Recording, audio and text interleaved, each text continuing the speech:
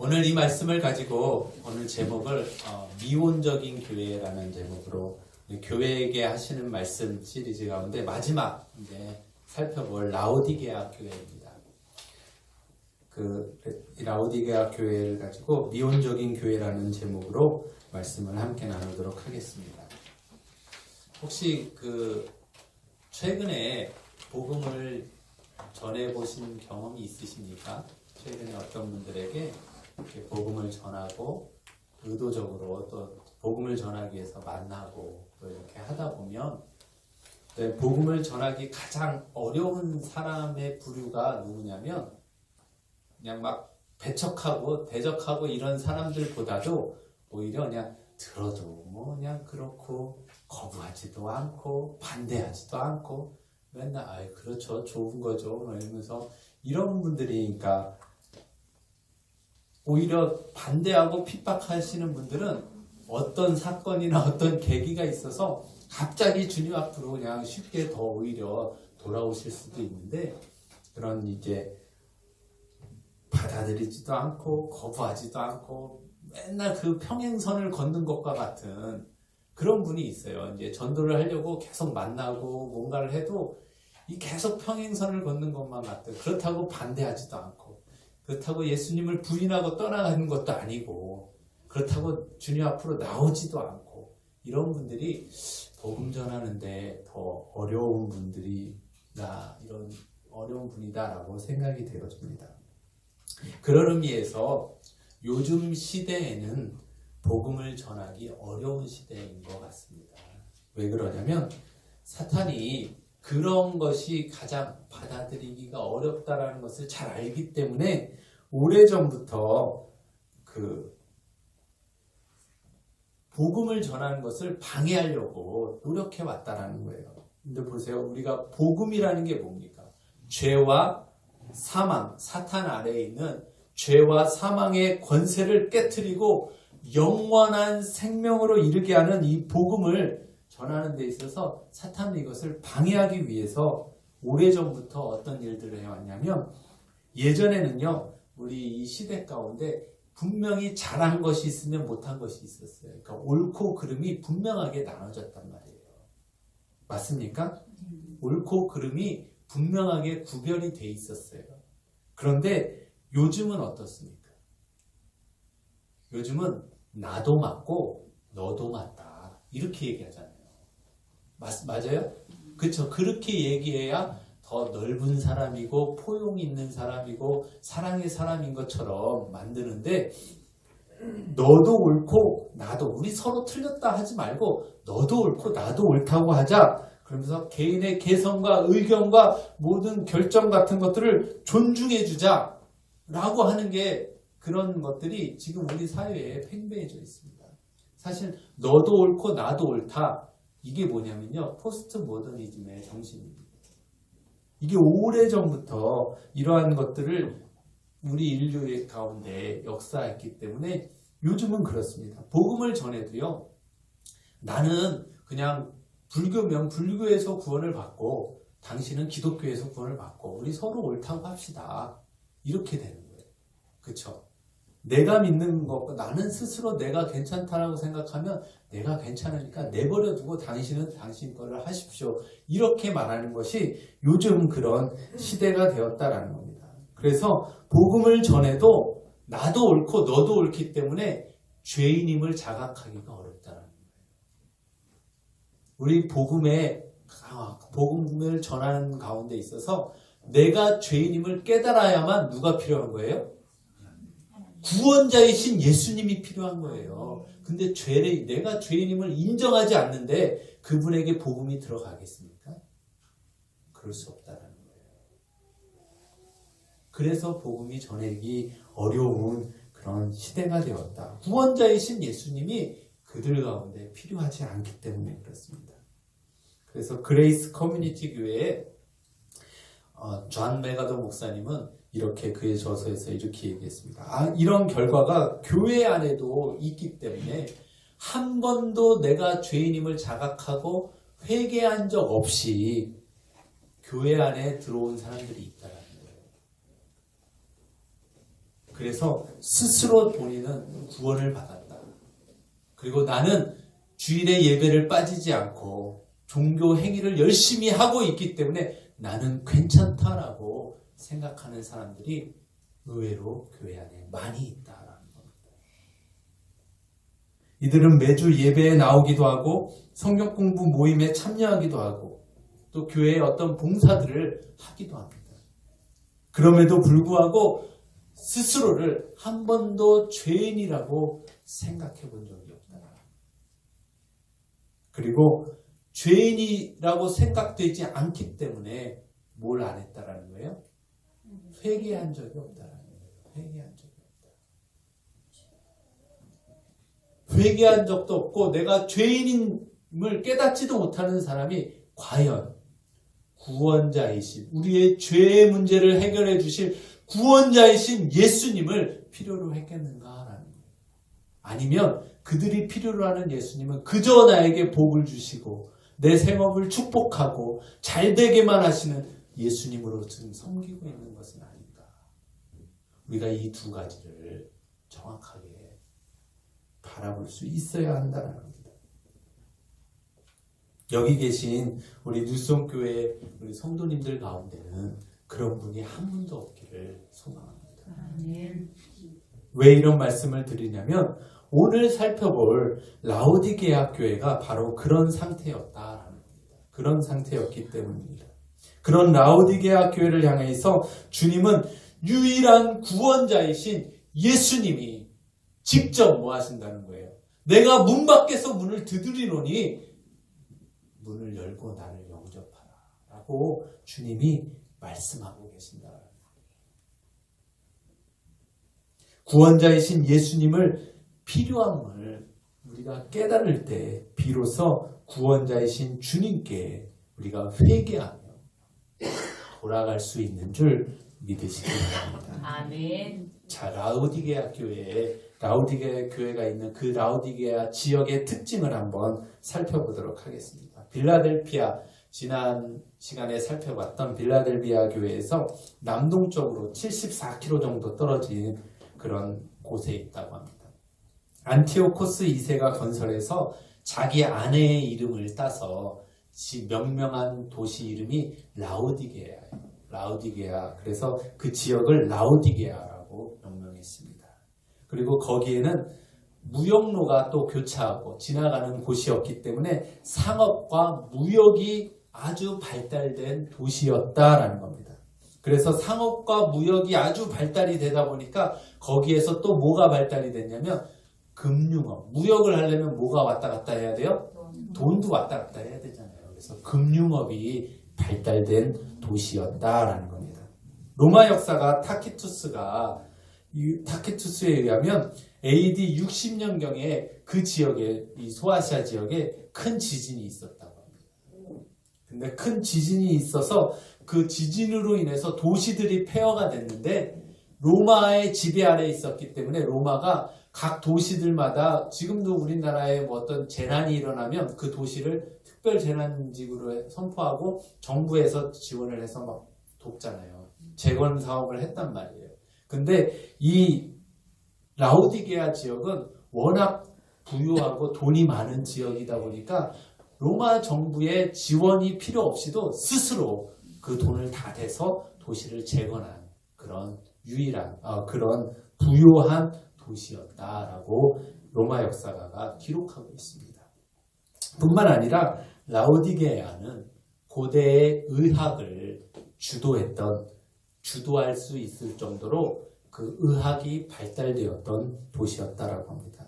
우리 라오디게아 교회를 얘기할 때 주님이 뭘 얘기하셨어요? 안약을 사서 발라서 눈에 발라 보게 하라. 그 얘기가요. 이 라오디게아에서 여기 의학에서 개발된 안연고가 라오디게아 산 안연고가 세계 그리스와 로마 전 지역에 아주 불티나게 잘 팔리는 그런 연고였다라고 합니다. 안연고가 팔릴 정도로 그 정도로 의학도 발달된 그런 도시였다라는 겁니다. 이런 문제가 없고 부유한 도시 가운데 이런 도시에도 문제가 있었다라는 겁니다. 문제는 뭐였냐면 물 공급이 아주 좋지가 않았다라고 합니다. 수원지가 물을 파게 되면 물 수량이 너무 적었고 또 그 다음에 물이 있는 물들도 심각하게 오염이 되어서 그 물을 마실 수가 없었다고 합니다.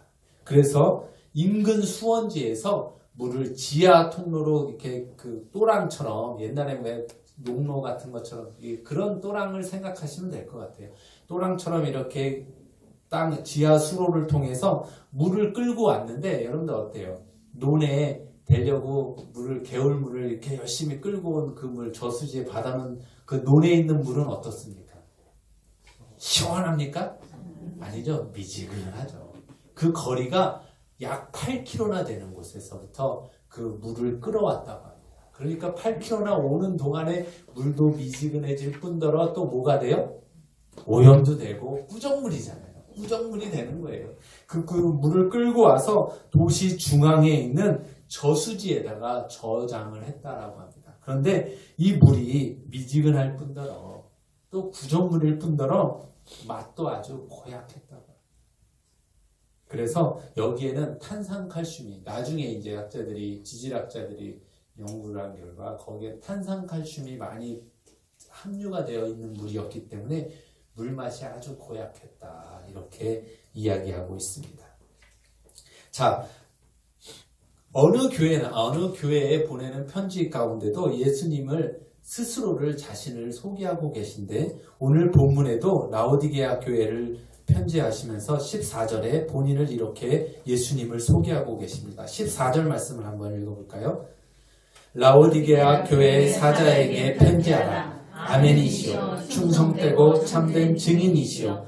하나님의 창조의 근본이시니가 이르시되 아멘. 여기 말씀을 보면 아멘이시오. 충성되고 참된 증인이시오 라고 말씀하시면서 뭐라고 이 소개를 하시냐면 하나님의 창조의 근본이시니다 라고 예수님을 스스로 자신을 소개하고 계십니다.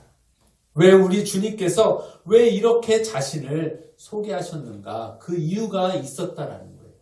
그 이유는 라오디게아 교회 가운데 어떤 잘못된 거짓 교사들이 와서 가르치고 있었는데 그 가르침이 뭐였냐면 예수님은 그냥 하나님이 만드신 피조물에 불과하다. 예수님은 하나님이 만드신 피조물에 불과하다라고 가르쳤던 거짓 선지자들이 라오디게아 교회에 있었습니다. 그렇기 때문에 예수님은 뭐라고 본인을 소개하시는 거예요? 창조의 근본이신 나 하나님이 예수님이다 라고 이렇게 자신을 소개하고 계시는 줄 믿으시기 바랍니다. 그 인근 교회였던 골로새 교회에도 이런 거짓 교사가 그 지역 가운데 역사했던 것 같습니다. 그래서 골로새서 1장 15절에도 이 말씀이 나오는데요. 1장 15절 말씀 한번 읽어보겠습니다. 시작. 그는 보이지 아니하시는 하나님의 형상이시요 모든 피조물보다 먼저 나시니니 만물이 그에게서 창조되되. 아멘. 골로새 교회에 편지하면서도 거기에 예수님을 그렇게 알고 있었던 사람들이 그런 잘못된 가르침을 받은 자들이 있었기 때문에 그들에게 뭐라고 얘기하시냐면 그는 하나님의 형상이시고 하나님과 동등한 하나님이시고 모든 피조물보다 먼저 계셨던 모든 피조물을 창조하실 때 함께 계셨던 예수님이시다라고 말씀하고 계시는 줄 믿으시기 바랍니다. 우리 주님은요, 우리가 믿는 우리 구원자이신 예수님은 창조주 하나님이신 줄 믿으시기 바랍니다. 아멘. 아멘. 그 창조주이신 하나님이 그래서 예수님을 스스로 자신을 뭐라고 얘기하셨어요? 나는 알파와 오메가다. 창조 시작을 하신 예수님이 마지막 뭐 하신다는 거예요? 심판주로 오신다. 아멘. 그것을 말씀하신 거예요. 아멘. 심판주이시다. 그 예수님이 알파와 오메가이시고 시작하신 이가 마치실 성취하실 그 예수님이 라오디게아 교회를 바라보니까 칭찬할 것은 없고 책망할 것만 있었다. 여러분들 이것은 굉장히 슬픈 일입니다. 그렇죠. 누군가로부터 이렇게 봤는데 칭찬할 거리가 하나도 없다. 이거 얼마나 괴로운 일입니까? 그런데 여러분들 우리가 이 말씀을 통해서 이 책망하신 내용들을 바라보면서 우리가 이것을 교훈 삼아서 우리도 그러한 책망을 받지 않는 그런 기회로 삼으시길 주님의 이름으로 부탁드립니다. 아멘. 자, 그 다음에 우리가 한번 이 15절 말씀, 라오디게아의 책망은 첫 번째로 뭐였냐면 우리가 세 가지를 말하고 있는데 첫 번째는 차지도 뜨겁지도 않았다라는 겁니다. 우리 15절 말씀 한번 16절까지 읽겠습니다. 시작. 내가 내 행위를 아노니 내가 차지도 아니하고 뜨겁지도 아니하도다. 내가 차든지 뜨겁든지 하기를 원하노라. 내가 이같이 미지근하여 뜨겁지도 아니하고 차지도 아니하니 내 입에서 너를 토하여 버리리라. 아멘. 여기 말씀을 보니까 라오디게아 교회가 어땠다고요? 차지도 뜨겁지도 않은 그런 미지근한 미온적인 자세였다. 여러분들 미지근한 물 아까 기억나십니까? 라오디게아 지역을 특성을 말할 때 8km나 되는 먼 곳에서 물을 끌어오다 보니까 물이 어땠다고요? 미지근했다. 그것을 말씀하시면서 이해하기 쉽게 비유하시면서 그 말씀으로 비유하시면서 말씀해주고 있는 라오디게아 교회의 상태가 바로 이와 같다라는 거예요. 맛도 이상해서 먹으면 어떡한다고요? 그냥 갈증이 나서 먹었는데 냄새나고 더럽고 오염되어 있는 그냥 확 뱉어버리고 싶은 그런 물과 같은 상태가 라오디게아 교회였다라는 겁니다. 여러분들 열심히 일하시는데 일하시다가 논일, 농사일을 하시다가 아무리 덥다고 목마르다고 논에 있는 물을 떠서 이렇게 드시진 않잖아요. 그렇죠? 그 물 한번 드셔보신 적 있습니까? 저 어렸을 때 놀면서 한번 먹어본 적이 있는데 마실 물이 아니에요. 먹을 수가 없어요. 그렇잖아요. 그 막 봄 되면 그 퇴비 준다고 막 거기다 논물에다 바다는 그 구정물에다 맛도 이상하고 먹을 수가 없단 말이에요. 여러분들 그런 물의 상태였다라는 겁니다. 마치 그와 같이 라오디게아 교회와 성도들이 신앙에 뜨거움이 없었고 그렇다고 주님을 떠나는 것도 아니고 그런 상태였다라는 겁니다. 라오디게아 교인들은요 중간지대에 있었다라는 겁니다. 중간지대. 진리의 복음을 내가 죄인임을 깨닫고 듣고서 죄인임을 깨닫고 구원자이신 주님 앞에 나아가지도 않으면서 그렇다고 그 진리의 복음을 거부하지도 않는 그런 교회 안에서 그저 머물고만 있는 그런 상태였다라는 겁니다. 여러분들 한번 질문을 드리겠습니다. 여러분들 과연 이런 사람이 구원받을 수 있을까요? 구원받은 사람입니까? 그럴 수 없다라는 거죠. 우리는 알잖아요. 여러분들 성경에는 이런 중간지대가 있다라고 말합니까? 아니, 그것이 아니다라는 거예요. 겉으로 보기에는 우리가 주님을 믿고 헌신하고 신앙인인 것처럼 보이지만 중심을 아시는 주님을 속일 수는 없었다라는 거예요. 여러분들 심지어 여러분들 어떻습니까? 예수님 당시에 예수님을 따라다니고 예수님을 열광하고 예수님을 쫓았던 그러한 사람들조차도 예수님을 구세주로 영접하지 않았기 때문에 그들은 예수님을 십자가에 몰라보고 못 박는 자들이 되었다라는 거예요. 그 당시에 심지어 종교 지도자들조차도 예수님을 알아보지 못했기 때문에 결국은 예수님께 책망받는 바리새인들과 같은 자들이 되었다라는 겁니다.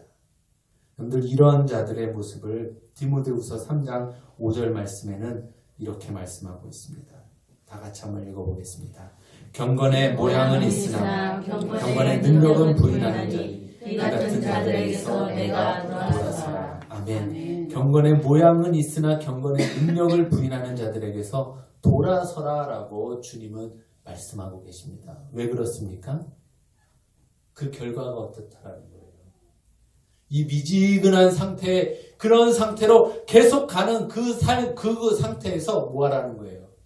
돌아서라는 거예요. 자든지 덥든지 하라라는 거예요.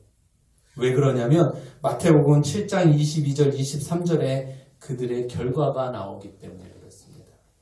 한번 다 같이 읽어보겠습니다. 시작.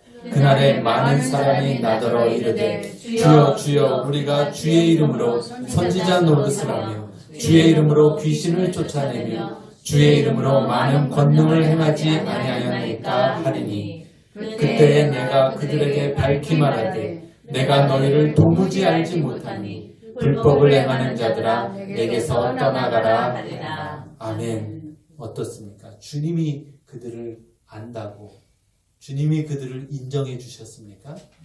심판주이신 주님이 그들을 도무지 알지 못한다. 불법을 행하는 자들아 내게서 떠나가라. 이 불법이라는 것은 어떤 죄를 크게 지었다라는 것이 아니라 구원에 관해서는 하나님이 정하신 길, 유일한 길, 한 길밖에 없다라는 거예요. 그게 뭐라는 거예요? 그게 뭐예요? 내가 죄인임을 깨닫고 주님, 우리를 위해서 유일한 구원자이신 예수님께 돌아가는 것, 예수님을 나의 구세주로 영접하는 것, 그것밖에 없다라는 거예요. 그 외에는 다 불법이 되는 것입니다. 이것은 우리에게 경종을 주시는 말씀인 줄 믿으시기 바랍니다. 라오디게아 교인들은요, 에베소 교인들처럼 그저 첫사랑을 잃은 정도가 아니었습니다. 그들은 믿는 것 같았지만, 종교적인 열심은 있었지만, 행위의 것은, 모양은 다 있었지만, 그들은 정말 구세주이신 예수님을 믿는 자들이 아니었다라는 거죠. 서두에서 말씀드렸듯이 가장 복음 전하기 어려운 사람이 어떤 사람이라고 그랬습니까? 자신이 죄인임을 깨닫지 못하는 자예요. 나의 죄인임을, 내가 죄인임을 인정하지 않는 자들, 그 자들에게는요, 예수님이 필요가 없기 때문에 그래요. 내가 죄인이 아닌데 왜 예수님이 필요하겠습니까? 이만하면 괜찮다. 이 정도면 됐다. 나 정도면 됐고 이 정도 신앙생활하면 됐다라고 생각하는 것. 그런 그들에게 주님이 하시는 말씀을 우리는 들어야 합니다. 다른 사람이 아니라 어떤 목사가 하는 얘기가 아니라 주님이 하시는 말씀을 한번 들어보시기 바랍니다. 17절 말씀 보겠습니다. 시작. 내가 말하기를 나는 부자라 부유하여 부족한 것이 없다나 내 공고한 것과 가련한 것과 가난한 것과 눈먼 것과 벌거벗은 것을 알지 못하느니라. 아멘. 여기 말씀해 보면 나는 부자다. 그렇죠? 라오디게아 지역에 있는 교인들도 부자들이 많이 있었을 겁니다. 부유한 도시였기 때문에요. 그러나 나는 부유하다. 부족한 것이 없다. 이만하면 됐다. 이 정도면 됐다. 나 정도면 괜찮다 하는 그들에게 주님이 말씀하시는 한마디는 뭐라는 거예요? 아니다라는 거예요. 19절 말씀 한번 보겠습니다. 19절.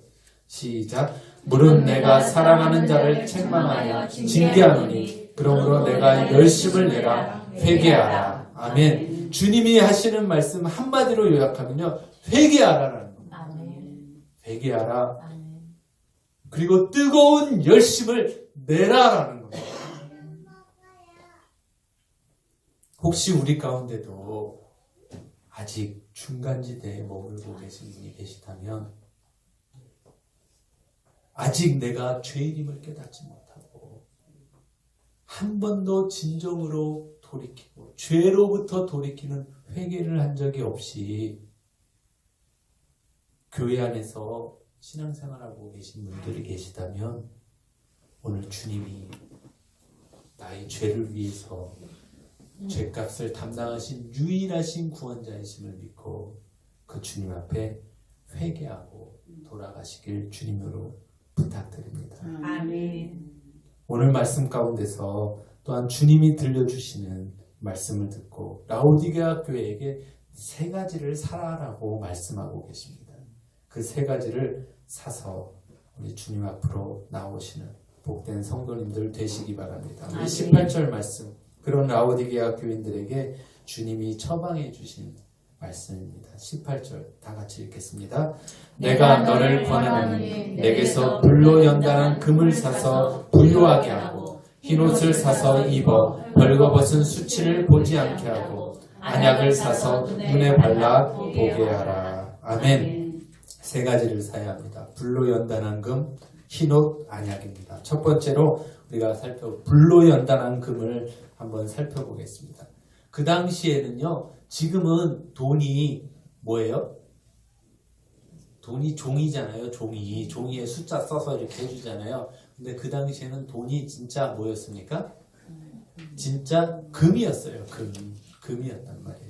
그러니까 부유한 지역이다 보고 금융이 발달된 도시였다 보니까 거기에 뭐가 많았겠습니까? 금이 많았다라는 거예요. 금.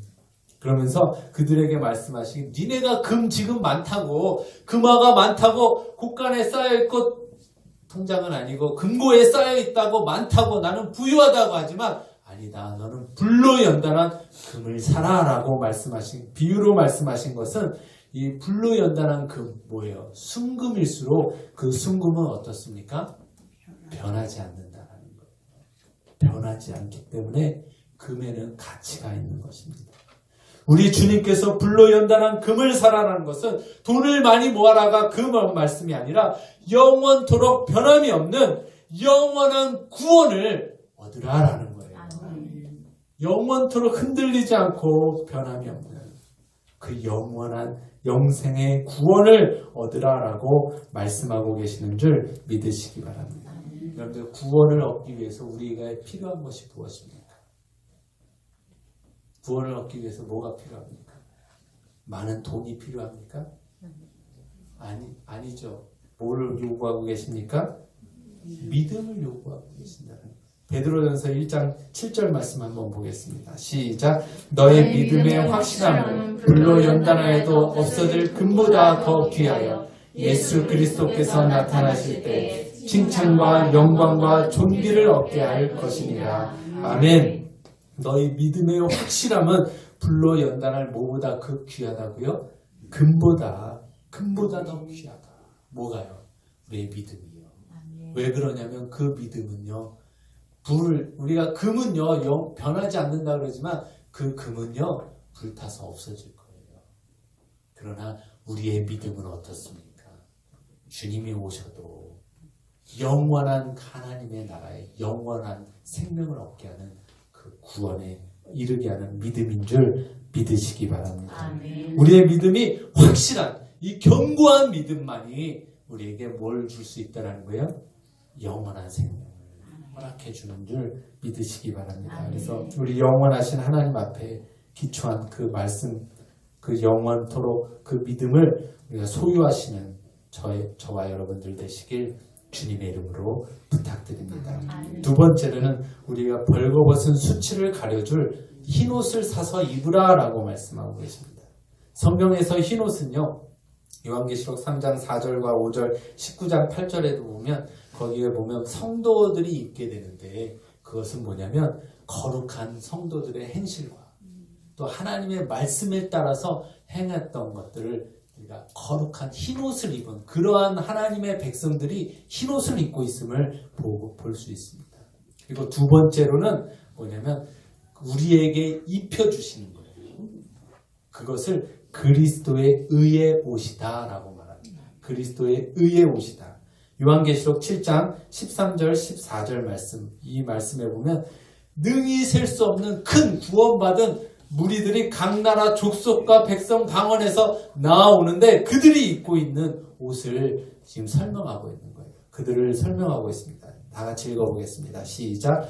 장로 중 하나가 응답하여 나에게 이르되 이 흰옷을 입은 자들이 누구며 또 어디서 왔느냐? 내가 말하기를 내 주여 당신이 아시나이다 하니 그가 나에게 이르되 이는 큰 환난에서 나오는 자들인데 어린 양의 피에 그 옷을 씻어 희게 하였느니라. 아멘. 그들이 입은 옷이 어떤 옷이라는 거예요?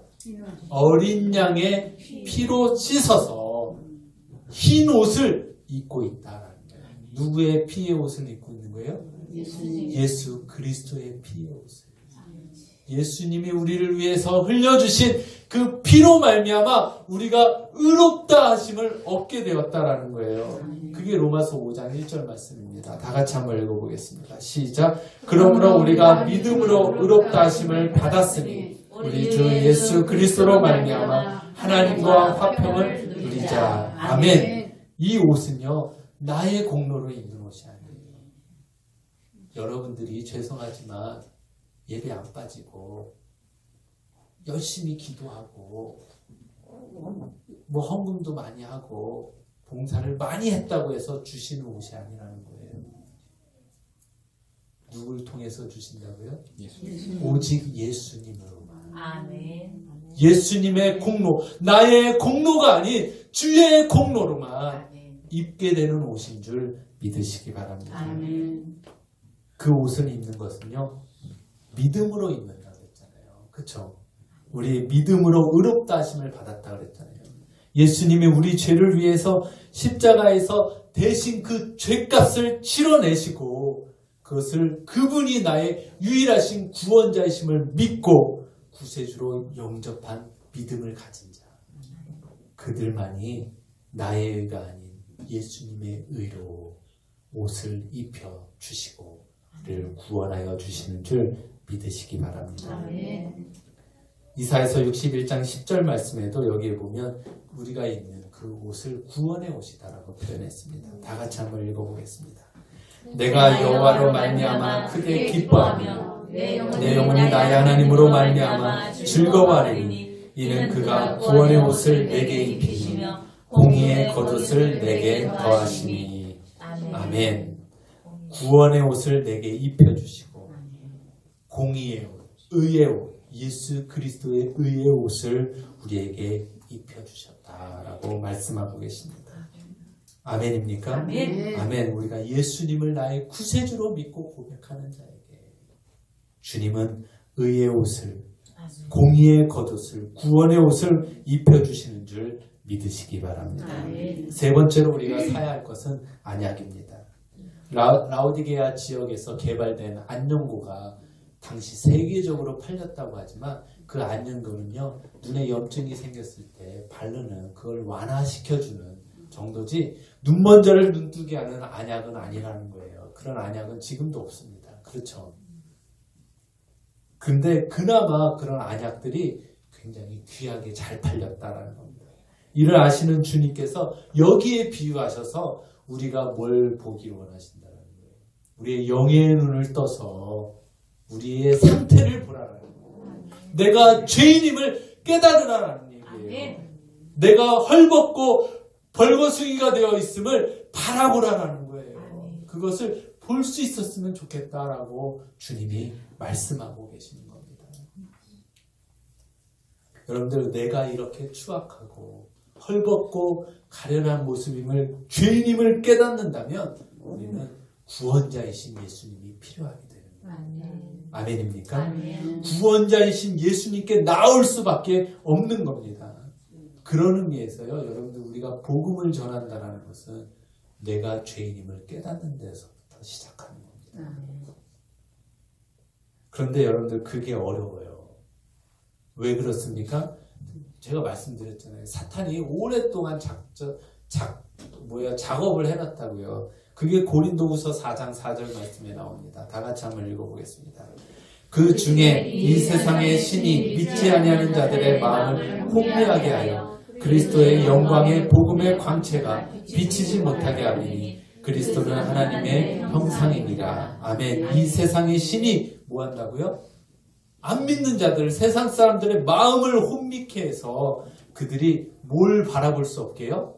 그리스도의 영광의 복음의 광채를 바라볼 수 없게.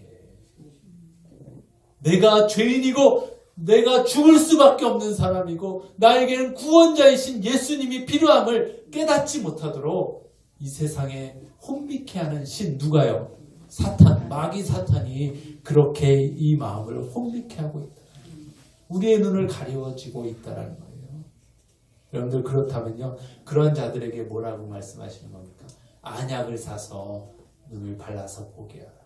여러분들 전도 대상자들을 향해서 여러분들이 기도하셔야 할 내용이 여기 나옵니다. 뭘 위해서 기도하셔야 돼요? 그들의 눈이 열려져서 내가 죄인임을 깨닫고 구원자이신 예수님이 필요함을 깨닫게 하여 주시옵소서. 그들의 영의 눈을 열어주시옵소서라고 기도해야 되는 거예요. 복음을 전하실 때 그들을 위해서 기도해야 되는 줄 믿으시기 바랍니다. 여러분들 이 세 가지요, 우리가 이 구원을 얻기 위해서, 다 구원을 얻기 위해서 필요한 세 가지잖아요. 이것을 얻기 위해서는요, 여러분들 이것을 사기 위해서 주님이 사라라고 말씀하셨는데, 여러분들 살려면 돈이 얼마나 필요할까요? 한 3억 정도면 사실 수 있겠습니까? 3억이어도 살 수 없겠죠. 여러분들 만약에 30억에 판다 그러면 살 수 있는 사람이 얼마나 있겠습니까? 그런데요, 이게 굉장히 비쌀 것 같은데 우리 주님은 이것을 뭐라고 말씀하십니까? 거저주는 것이다. 값없이 거저주신다라고. 그렇다고 공짜가 아니라는 거예요. 여러분들 이것을 누가 치러내셨다라는 거예요. 이 값을 예수님이 대신 치러내셨다라는 겁니다. 대신. 그렇기 때문에 우리가 주님께 와서 오늘 주님이 말씀하시는 거예요. 이사야서 55장 1절 제가 묵도 시간에도 읽었는데 같이 한번 또 읽겠습니다. 시작. 오라 너희 모든 목마른 자들아 물로 나오라. 돈 없는 자도 오라. 너희는 와서 사 먹되 돈 없이 값없이 와서 포도주와 젖을 사라. 아멘. 돈 없이 값없이 와서 사라라고 말씀하십니다. 왜요?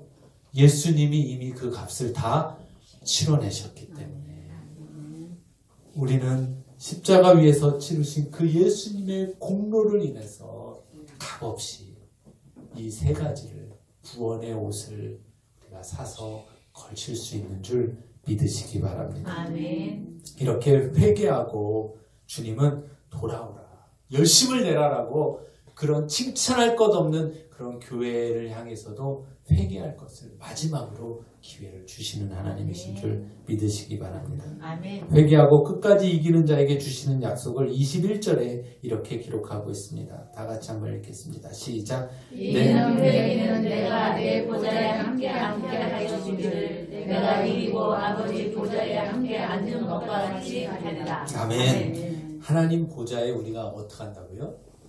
함께 앉는다고요. 얼마나 영광스럽습니까?